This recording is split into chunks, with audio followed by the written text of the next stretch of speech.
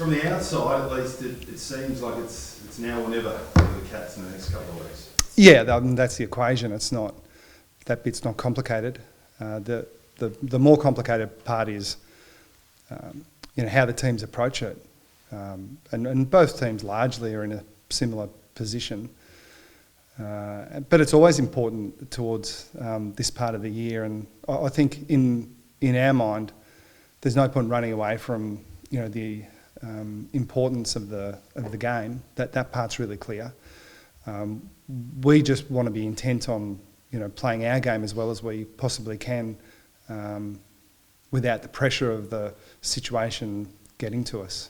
But that pressure is real, and I don't think either team will be running away from it. You've got no choice but to acknowledge it, embrace it, and find a way to let your best footy flow from there. So it's no point us looking back on how we've been going or why we're in this position. We're just looking forward and thinking about what's possible for us.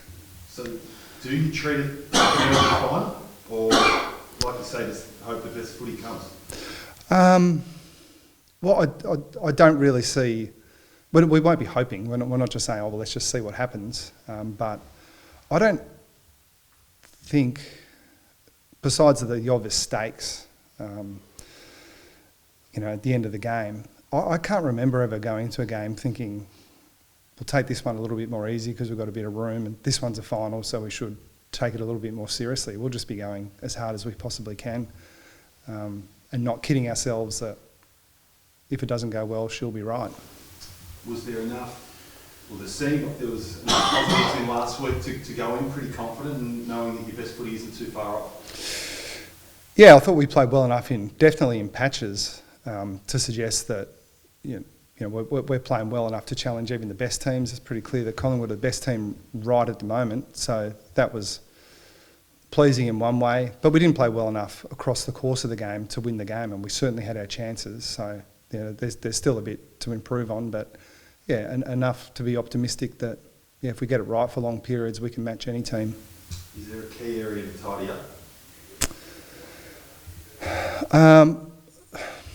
Right at the moment, and look, our season has ebbed and flowed a little bit, and it does feel to an extent like we've been chasing our tail in some areas, but look, the last quarter last week we were 19-5 inside 50s and couldn't get it done. So it's not necessarily a supply issue, but the way the game's played at Marvel, St Kilda are playing. I think this is 6 out of the last 7 at Marvel. They played the ground well, and we're really clear on how we need to play them at that venue as well. So it's probably more about sort of focusing on the task at hand rather than sort of thinking back and saying, well, based on the way we played last week or the week before, we've got to sort of fix these things. It's more being in this moment, because it's just the reality that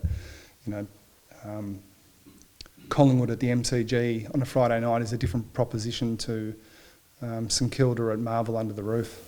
You mentioned the entries, having the big number 26 back surely helps that a little bit. Yeah, it definitely does. Yeah, it's really pleasing to have him back, and even more than that, it's a combination of Jeremy and Tom with young Shannon Neal as well. We had plans for those three to play together through the pre-season, and this is the first chance we've had the opportunity to do it all year. So that's exciting for us, and we're really optimistic that those three can cause some headaches. Rowan Marshall looms large for them. How do you solve a problem like him?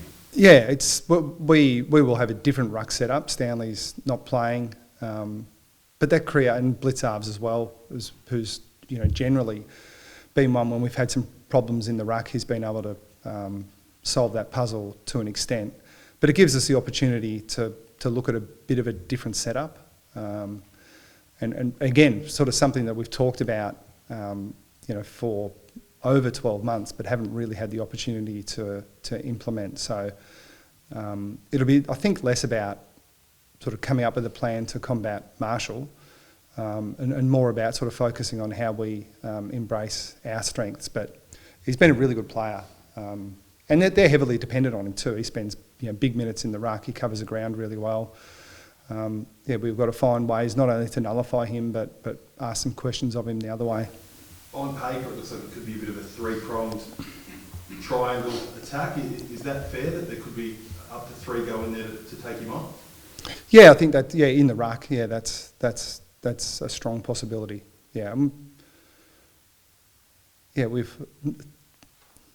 We've played Jack Henry a little bit in the ruck, he's not available. We played Gary Rowan a bit in the ruck and he's not available. So, we're sort of... But again, Shannon Neal coming back has sort of changed our look a bit. So we feel like one of the silver linings from the year we've had with some injury is we have got some guys into positions that they may not have played if we had full availability. Were you impressed with what Neal provided? Yeah, we were. He had a couple of shots on goal. He's a beautiful kick generally, and especially kick at goal, and he missed a couple that he'd normally kick. Got his hands to a few that he'd normally mark, but performed well in the ruck too. Yeah, he showed some of the promise that we saw clearly through our pre-season. Cam Guthrie, there was talk you might get him back sort of just in time. How close, and will he play in the VFL? Yeah, he'll play in the VFL. We thought long and hard about bringing him straight back. My gut feel is that he could come in and play against the Saints and perform really well. We just couldn't be sure that it was going to be a better scenario for him and us than getting some game time in the VFL and all going well coming back next week with our season still alive. A word or two on them. Like you said, they've been pretty impressive at Marvel and not playing always a typical Ross Lyon brand of footy. They seem to be moving the ball really quickly and speed's a bit of a weapon. Is that accurate, and have you obviously got your plans in place for that? Yeah, absolutely. I think it's just naive for any coach in the modern game to disregard the venue, disregard the weapons at your disposal in favour of playing the game style that you want to play.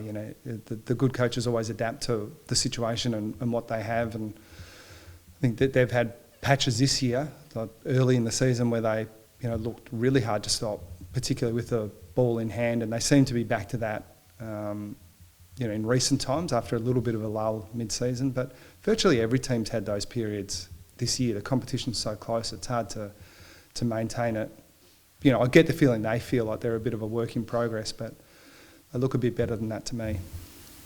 Okay, and just having a look at who was running on the boundary today, if it does work out that you can make it, and with the the luxury of the pre-final bye, is it you could potentially be very close to full strength if it goes your way? Off the top of my head, Blitz Arms will come back if we're good enough. Rowan a chance. Jack Henry's the one that won't. We've got a couple. Reece Stanley definitely. I think Reece will be in line to play next week. Certainly after, if we were good enough, he would certainly play the first week of the finals or be available. And I guess just final one, and I'm not asking you to be a psychologist, but is it, considering the Saints are in a similar position, I mean they've got to keep winning to get in, could this well come down to who sort of handles that pressure and the moment and the expectations better and executes under that? What is going to be finals-like pressure? Yeah, I think so. But I mean, my interpretation of finals pressure comes down to two things. There's more at stake than a typical home and away game, and by its very nature, you're playing another good team. And so I think, if you take those two things into account, that's what this game is. We rate St Kilda, they've been in the top 8 all year. And if we lose the game, then we'll feel really flat that our season's done. So how do you cope with that pressure? I think if you let it cripple you and you think too much about it, you're in the wrong mindset. We need to be aggressive. We're still very, very confident that our best footy is good enough against anyone, but we also know that we have to deliver that against the Saints. Thanks, Chris. No worries. Good job, mate. It's hard work one-on-one.